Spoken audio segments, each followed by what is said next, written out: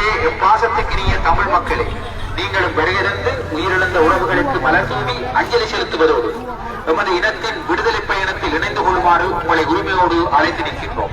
வாருங்கள் உறவுகளே, எமக்காக நாம் நிம்மதியாக வாழ வேண்டும் என்பதற்காக தமது உயிர்களை இழந்த அத்தனை உறவுகளுக்கும் அஞ்சலி செலுத்துவதோடு விடுதலை பயணத்தில் நீங்களும் இணைந்து கொள்ளுங்கள்.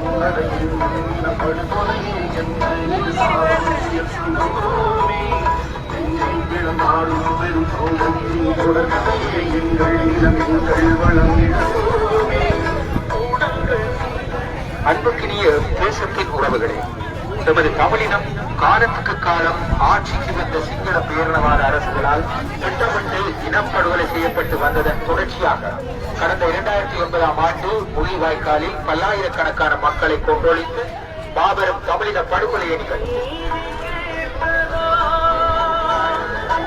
இவ்வாறு நமது தமிழினத்தின் மீது பாரிய இனவழிப்பை நிறைவேற்றி தமிழ் மக்களின் நியாயமான உரிமை போராட்டத்தை சிதைத்து இன்று 14 ஆண்டுகள் கடந்துவிட்டது. இவ்வாறான பின்னணியில் தமிழ் மக்கள் மீதான இனப்படுகொலைக்கு நீதி கோரியும் எமது இளம் தலைமுறைக்கு தொடர்ச்சியாக எமது தமிழினத்தின் மீது நடத்தப்பட்ட இனப்படுகொலை தொடர்பான விடயங்களை கடந்து எமது இளம் சமூகத்தை தெளிவூட்டுவதற்காகவும் தமிழ் மக்களாகிய எமக்கு சர்வதேச நீதி ஒன்றை பெற்றுக்கொள்ள சர்வதேச தரப்புகளின் கவனத்தை ஈர்க்கும் முகமாகவும் தாயக உறவுகள் நினைவேந்தல் அமைப்பினால் தமிழினப்படுகொலை நினைவேந்தல் ஊர்தி பவனி ஒன்று முன்னெடுக்கப்பட்டு வருகின்றது.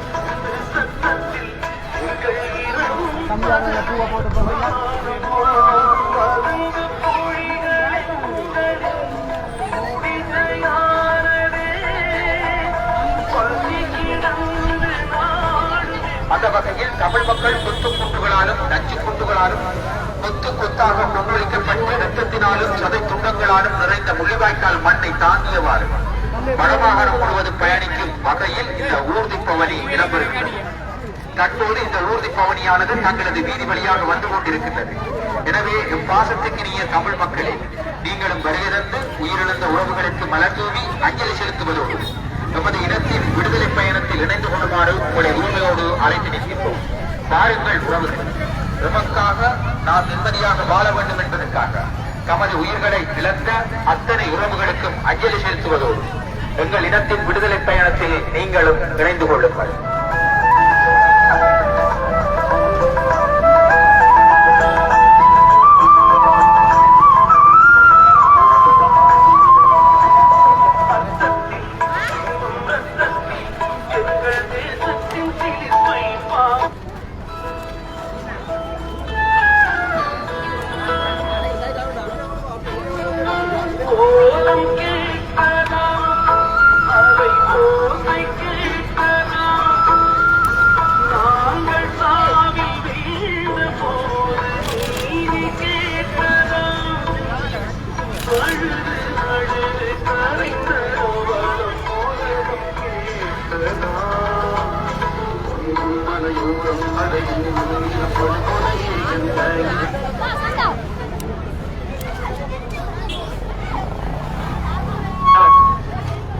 அந்தாண்ட மாணவ செல்வங்களே, ஸ்ரீலங்கா அரசானது திட்டமிட்ட வகையில் தமிழின படுகொலையினை மேற்கொண்டதை நீங்கள் யாவரும் அறிவீர்கள். கட்டம் கட்டமாக கொத்து கொத்தாக கொத்து குண்டுகள் ஊடாகவும் விமானம் குண்டு வீச்சுக்கள் ஊடாகவும் வெறிகண வீச்சுக்கள் ஊடாகவும் எமது மக்களை எமது இனத்தை அழிக்க வேண்டும் என்ற நிகழ்ச்சி நிலையிலே சின்னஞ்சிறு பாடகர்கள் உட்பட மாணவர்கள் மாணவிகள் பஜோதிகர்கள் என பலரையும் கொன்று குவித்து கொண்டு குவித்தது இலங்கை அரசாங்கம். அன்பான உறவுகளே, பாடசாலை மாணவர்கள் பாடசாலை செல்கின்ற போது பாடசாலையிலே எத்தனை பாடசாலைகளில் விமான குண்டு வீச்சுக்கள் ஊடாக எமது மாணவ செல்வங்களை கொண்டு குவித்தார்கள். செஞ்சோலை வளாகத்திலே கச்சநெறி வைந்த மாணவ செல்வங்கள் மீது சரமாரியாக குண்டுமலை பொழிந்து 54 மாணவர்களை பலியெடுத்தது ஸ்ரீலங்கா அரசு.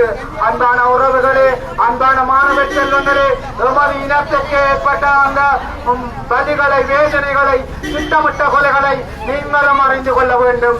எமது இளம் சமூகம் கடந்த காலங்களில் எமது மாணவர்கள், எமது சிறுவர்கள், எமது வயோதிபர்கள், எமது குழந்தைகள் எவ்வாறு ஸ்ரீலங்கா அரசாங்கத்தினால் திட்டமிட்டு கொலை செய்யப்பட்டார்கள் என்பதை அறிந்து கொள்ளுங்கள். ஒரு இடத்தினுடைய மொழி, கலாச்சாரம், பண்பாடு, விழுமியங்களோட அவர்களுடைய வரலாறுகளை அளிப்பதனூடாக அந்த இனத்தை அழித்து விடலாம் என்று வெப்பமிடுகிறது சிங்கள பேரினவாத அரசு.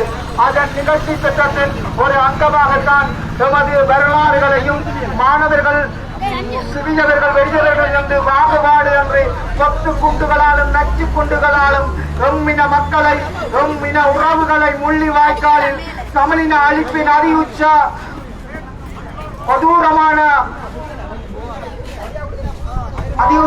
கொடூரமாக கொன்றொழித்தது இலங்கை அரசாங்கம். அன்பான உறவுகளே, பாருங்கள், உங்களை போன்று பச்சிலைப்பாளர்களாக பள்ளி சென்று வந்த எத்தனை உறவுகளை நாம் இழந்திருக்கின்றோம்.